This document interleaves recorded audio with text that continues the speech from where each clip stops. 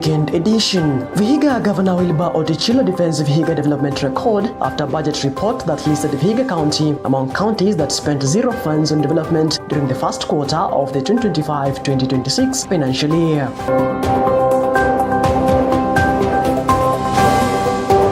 Kiambu, right now we are the second in terms of fatalities. We are around 300 deaths, and for that we are very keen. It's our major priority to do what we need to do to ensure that the accidents go down. NTSA urges motorists to adhere to traffic rules during the festive season as authorities report a worrying rise in road accidents, particularly involving public service vehicles as travel peaks. Nataka wale ambao wanatumia ambao wako na mabunduki wakamatwe. There is no one who is above the law in this country. Watu ambao wanapiga risasi watu ambao wamekufa wote zaidi ya 10 wamepigwa risasi. Na tungependa kujua hii bunduki yenye inatumika kuua watu ni ya serikali, ni ya watu kibinafsi. Emuru Adikir, Member of Parliament Johanna Ngeno, has called for urgent action to address ongoing tribal violence along the border of Lolgorian and Angata Barikoi wards in Transmara.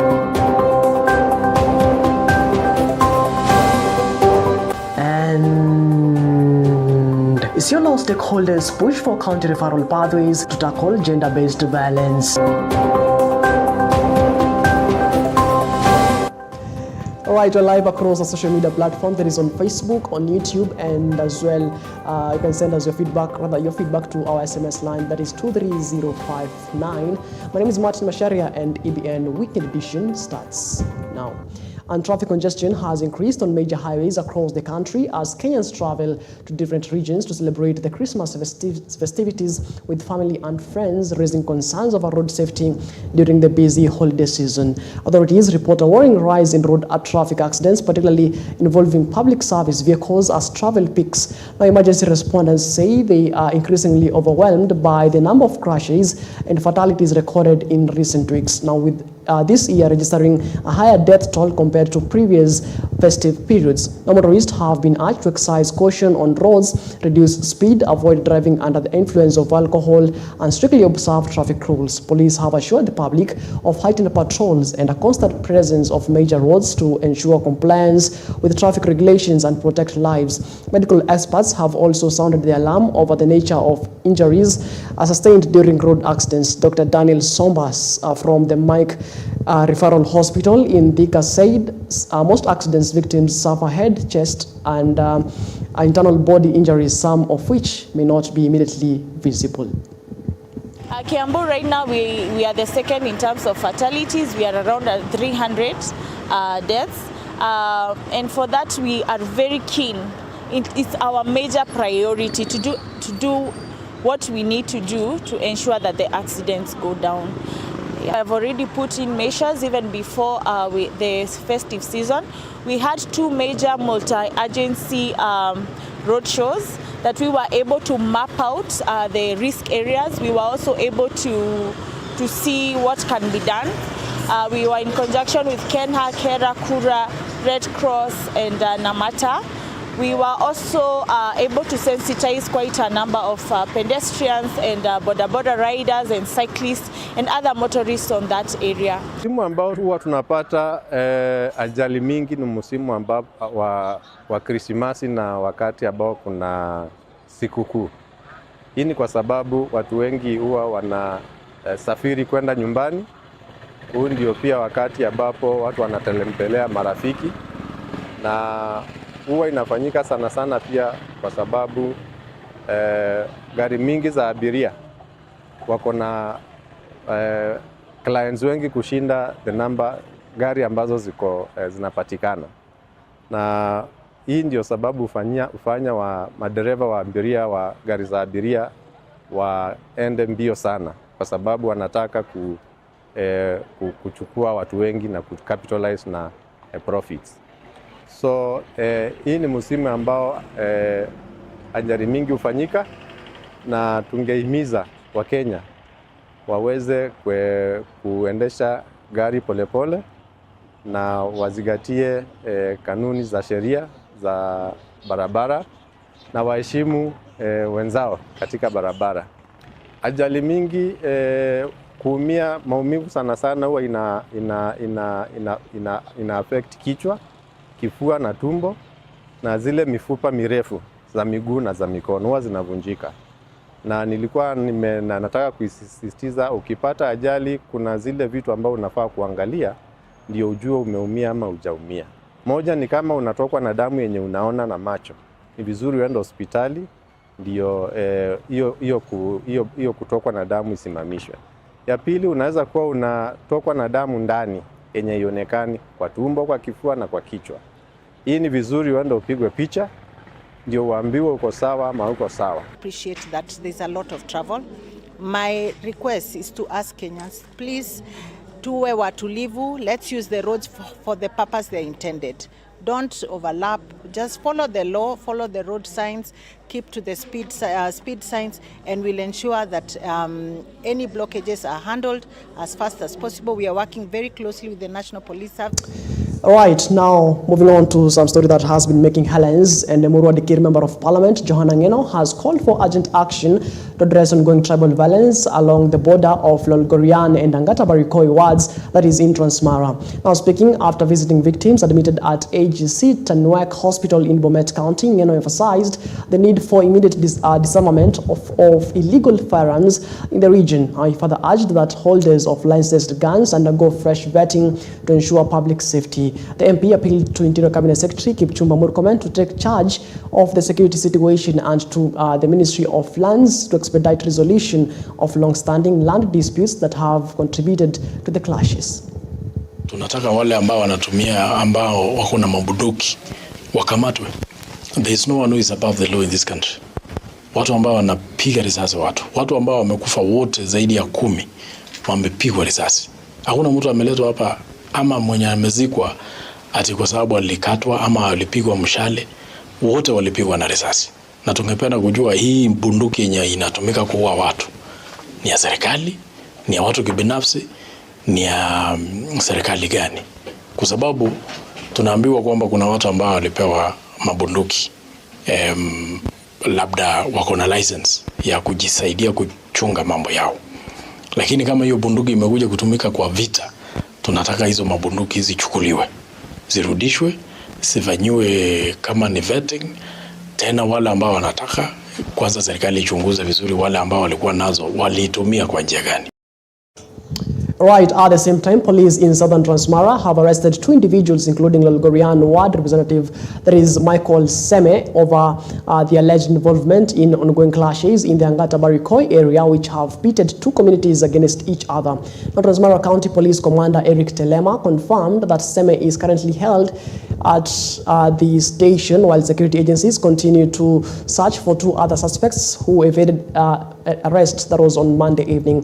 But the situation in the area remains volatile, with more than 1,800 families displaced and 253 houses reported burned and or destroyed. Authorities have launched an emergency response strategy to restore order, protect lives and safeguard the property of residents affected by the conflict.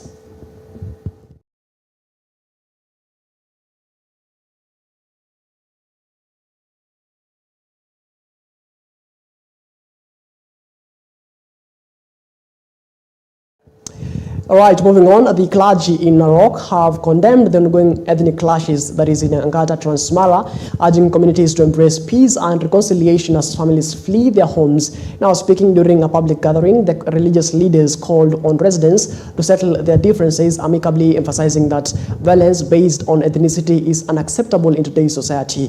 They stressed the importance of dialogue and mutual respect to restore harmony in the affected areas. Now, the clergy intervention comes amid rising tensions in Angata, which have forced several families to leave their homes for safety.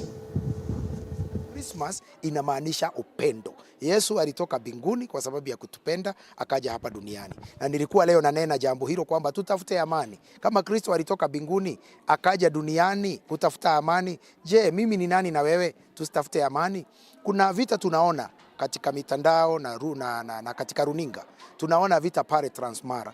Na inaonyesha, haionyeshi picha mzuri, haionyeshi upendo. Nchi yetu miaka hii haistahili kuwa na vita. Jamii zote tunastahili kuhubiri upendo. Viongozi wa kanisa, wanasiasa, viongozi wa nchi, na zile tawi zote za serikali zinastahili zote kumulika mahali pale, sababu watu kadhaa kama sasa tu vile tunaona wametolewa makwao na wamekaa kama watu hawana tumaini. Kwa hivyo hii ni wakati wetu ya kila mtu kuchukua jukumu na kufanya kazi yake. Hii mdomo tunatumia kama viongozi, kama wanasiasa, kama viongozi wa kanisa.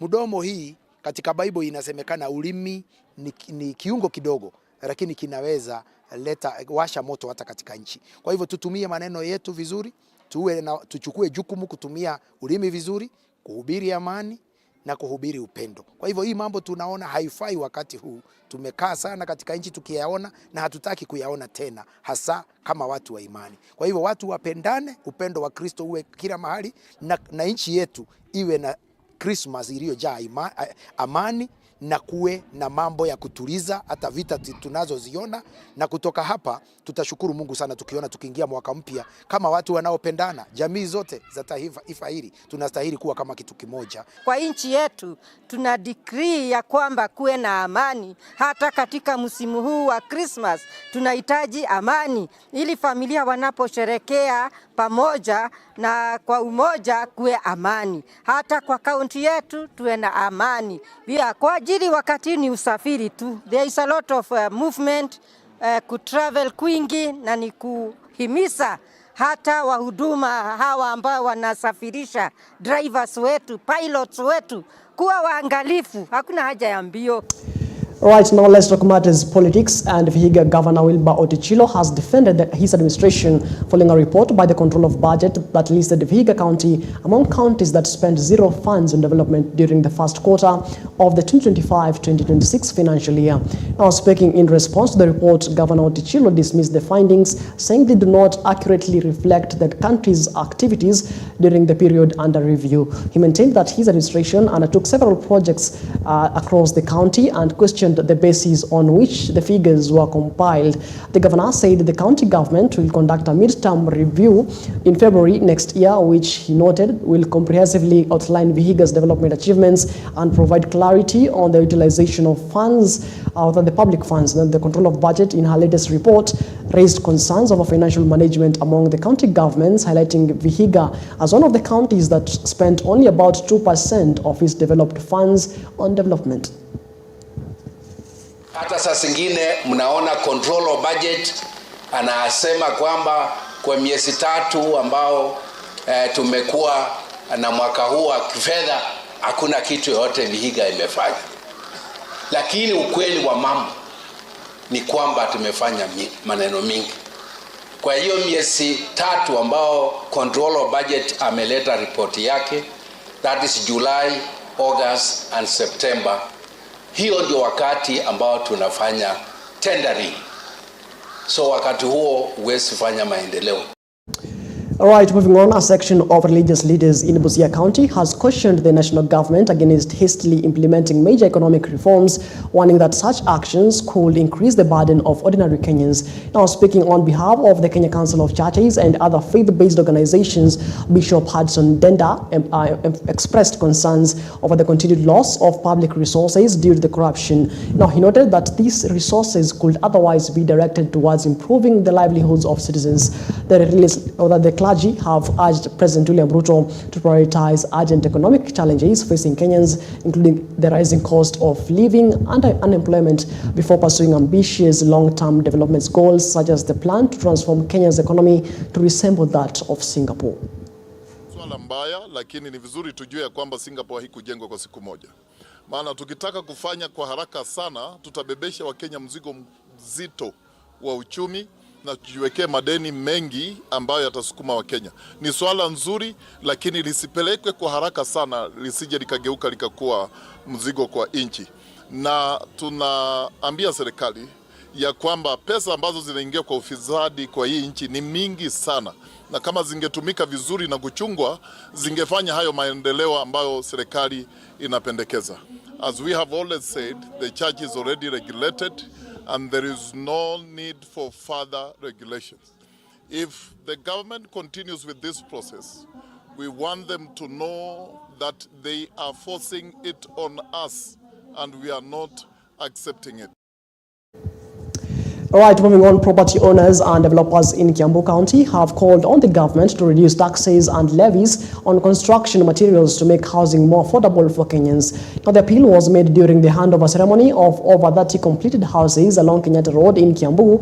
Developers and homeowners have noted that the high taxes and the rising cost of construction materials continue to push property prices beyond the reach of many citizens. Now, stakeholders in the construction sector said lowering taxes and levies on building materials would enable developers to construct more affordable homes, thereby increasing access to quality housing and a larger number of Kenyans. I say a home is a basic need. Regardless of anything else, everybody must require a home to live or exist in this beautiful planet of ours. But again, with Wheelstone Homes, we make the unforeseen reality come into the real limelight, because at the end of the day, we want you to believe in yourself first, that you can own a home irrespective of how much you're earning. Ningependa kuomba serikali wapunguze hizi tax za vitu za mjengo, ndio kila mtu aweze kujishindia mahali panaitwa nyumbani. Sasa kama mimi ningeulizwa hizi vitu za ujenzi zote zingekuwa zero rated, watu wote waweza kununua manyumba, wasiwe wanaendelea na hii mambo ya kurentisha, sababu hiyo inarudisha watu nyuma, inafanya watu hata umasikini.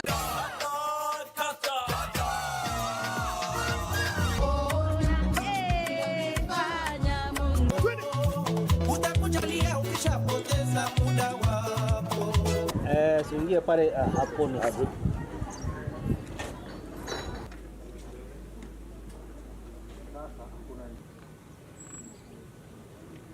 All right, it is exactly 16 minutes past the top of the hour. That's what we take a short commercial break here on EBN Weekend Edition, but we'll be back in just a bit.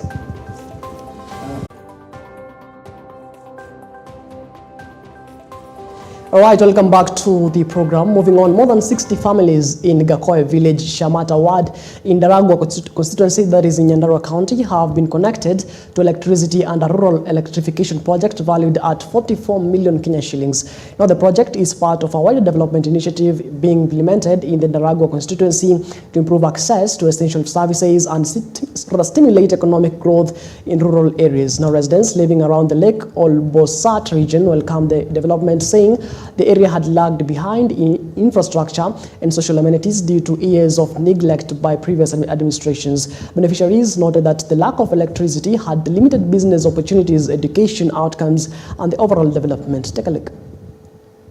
Leo hii tuko eneo la Gakoe, tunaendelea tu na ile project yetu ya stima. Tulianzia hii project last year na watu wa REA wakakuja wakapima KPLC, na leo nashukuru Mungu sana kwa sababu tumeanza kuweka meters, ndio sasa hawa watu wote wawekewe stima. Kwa hivyo nafurahi sana kwa sababu watakula Christmas kama wako na stima. Miaka hii yote hawajaona stima, watoto wamezaliwa gizani, but sasa kutoka leo wale watoto watazaliwa wakiona stima. Kwa hivyo nashukuru sana kwa sababu hata ukulima saidi hii watasaidika sana, wale wanataka kufuga kuku. Na tumefurahi sana kwa kuwekewa stima na Mami Mwega. Mungu ambariki. Na sisi sote tunasema ni tutam. Mami Mwega ni yeye governor. Hata waseme nini ama waseme nini, msipompitisha Mungu atampitisha. Hivyo tu. Juu Mungu najua tulikuwa tunatumia kado kitabo, lakini sasa hata sikuwa nikinunua viatu, juu nikienda kibarua kado. Mara mafuta taa lita moja inatoka 250. Sasa naona kado ndio mzuri. Sasa nita save hiyo pesa ninunue kiatu. Mungu ambariki na abariki mama mzuri. Mambo ya security sasa itakuwa tight. Juu tuko na stima, hakuna mahali hakuna stima, sasa tutakuwa tunaona tuko na security mzuri sana. Kwa majina naitwa Everine Kadogo. Tumefurahi siku ya leo juu ya mama yetu kutubuka siku ya leo. Juu tumekaa miaka mingi bila stima, huwa tunaona na kado, huwa tunaona na sora, baka watoto wetu huwa tunasubuka sana wakisoma wakifanya homework, lakini siku ya leo tumefurahi sana na Mungu abariki Mami Mwega. All right, moving on, Isiolo County Gender Technical Working Group has called for the establishment of the county referral pathways to improve the tracking, coordination and management of gender-based violence cases across the region. Now, speaking during a stakeholders meeting that brought together community women-led organizations working on GBV issues, National Gender Equality Commission, that is NGEC, County Coordinator Dr. Luke Nahashan said the proposed referral pathways will streamline support services for survivors and enhance coordination among actors responding to GBV cases. Dr. Nahashan noted that the initiative will provide a structured platform to bring together development partners, county and national government agencies, and the community organizations, strengthening multi-sectoral collaboration in efforts to end GBV. Now, he further urged stakeholders to establish a joint county-wide database for all GBV cases to improve information sharing, monitoring, and accountability. So we are trying as much as possible to see how we can bring all the development partners and governments together. And in this case, we have developed what we call the county referral pathway. County referral pathway for GBV, it's a coordinated mechanism on how all of us as state actors and the non-state actors or the development partners, how we can be able to coordinate the services that are offered to these survivors of gender-based violence. So we already have a referral pathway in place for this county, and we want to see how we can further bring in so many other development partners who can offer so many other services. The adolescent is really at the heart of what we intend to do, particularly when you look at the issue of the triple threat, teenage pregnancy, new HIV infection, and SGBV. We certainly need to have interventions that are really targeting adolescents and teenagers. And that is why SHARP is actually in this county to not only work with the health department in terms of enhancing multi-sectoral collaboration, because when you look at issues of SGBV, they touch directly on the gender department and on the health department. And so for us to be able to slay this monster of teenage pregnancy, we must work together. We must enhance that collaboration. We have to work with the grassroots organizations at community level to support and collaborate with CSOs working across all the sub-counties in this Isiolo County in terms of having dialogues and sensitization forums. And these are activities we are planning jointly with the Department of Health so that we can sensitize them on issues of teenage pregnancy, on accessing the relevant information, and on the referral pathways, because policies and guidelines are only as important as the people who are aware about those. That is why the Dr. said earlier, we're trying to have GBV center, GBVRC, a main GBVRC. And in the other hospitals, we're going to have one-stop shops for where a patient comes in and gets all the services under one roof. And how we do not have a duplication of services is also by teaching the community what gender-based violence is and the types of gender-based violence that are there. There is physical, there is sexual, and as today we are actually talking about digital. Digital violence, I said earlier, it's not only online, but it's something that can actually cascade to be also offline. All right, moving on, the competency-based curriculum, that is CBC, is expected to produce successful learners and nurture globally competitive, productive citizens, according to the Teachers Service Commission. Now, speaking during the graduation ceremony of more than 330 students supported by the Bridge of Hope Community Organization, that is in Changamwe, TSC officer in charge of CBC implementation in the sub-county, Eda Kamau, said the curriculum equips learners with practical skills that prepare them for real-life challenges and the global market. Now, the students who have been undertaking Scratch programming and coding courses at Furaha Fans Vocational College successfully completed their training and demonstrated their ability to use computers to create digital content aimed at benefiting their communities. Addressing the media during the event, the college director Fatuma Mohammed commended the government for rolling out the CBC, noting that by the year of 2040, learners trained under the curriculum are expected to have advanced digital competencies. Now, she said such skills are critical in preparing young people for rapidly evolving technological world. As a curriculum support officer, we are pushing and propelling for CBE curriculum. So when we see such a group propelling or cultivating the same things that they are being taught in school, now in an environment where they practice those skills and where they can relate to real life situations, we feel very good, and we are now confident that these skills or the CBC curriculum will be impactful to our learners.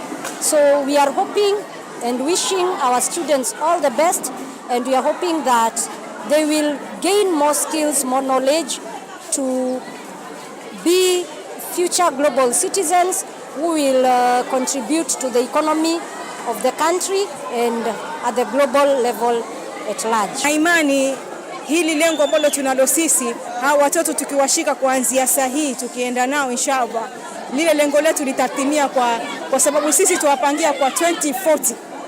Miaka ya 2040 tutamani tupate watoto ambao maisha yao ni mengine tofauti na haya ya nyuma. Na nafurahi sana serikali kuleta huu mfumo. Mfumo huu umekuwa rahisi sana, umekuwa mzuri sana, ambapo umetufanya tumepata kuendeleza watoto. Pengine sisi pia tumechaguliwa kwa upande huo. Tulitembea changamoto kwa mambo mingi sana, tofauti. Lakini huu ni na imani kubwa kwa Mwenyezi Mungu, labda hii coding, programming na scratch, hii labda ndo Mwenyezi Mungu ametulenga hapa kwa ajili ya kusaidia hichi kisasi ambacho chaja. Wanafunzi tulionao ni 330 ambao tulikusudia wapate haya mafunzo, lakini kwa bahati nzuri 125 wamefanikiwa kuhitimu. Hii ni ishara kwamba tumechukua fursa ya kuonyesha kwamba wakati wa likizo wanafunzi hawapaswi kuwa wameachwa kuzurura mitaani. Ni jukumu letu wazazi, viongozi wa serikali na watu wengine pia wahisani, tuchukue fursa hii, tuchangie katika kukuza maadili ya hawa wanafunzi, maadili ya jamii, ili watakapopewa haya mafunzo haitakuwa tu ni faida kwao peke yao, itakuwa ni faida kwa jumla. Ningeomba tuzidi kupata ufadhili zaidi kwa wale ambao wana uwezo, kwa sababu baadhi ya vitu ambavyo tunatumia ni vya kukodisha au ni vya kulipia. Holi tunazotumia au mahali ambapo tunatumia kufundishia wanafunzi hawa tunalipia. Kupitia mishahara yetu inakuwa ni kazi ngumu, lakini moyo tulio nao hatuvunjiki. Tunazidi tu kuomba wale wahisani walio na nia ya kukuza talanta katika jamii.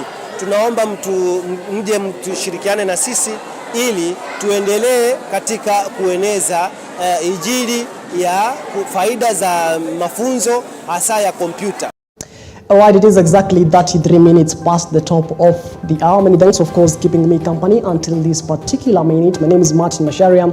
Tomorrow we'll be having the prime edition with Cynthia and Njala all the way from Monday to Friday, and I shall see you on Saturday during the Boxing Days. All right, but before then, do have yourself Merry Christmas in advance. My name is Macharia. Once again, do have yourself a lovely day or a lovely night, and as always, let's do this again when God says we do.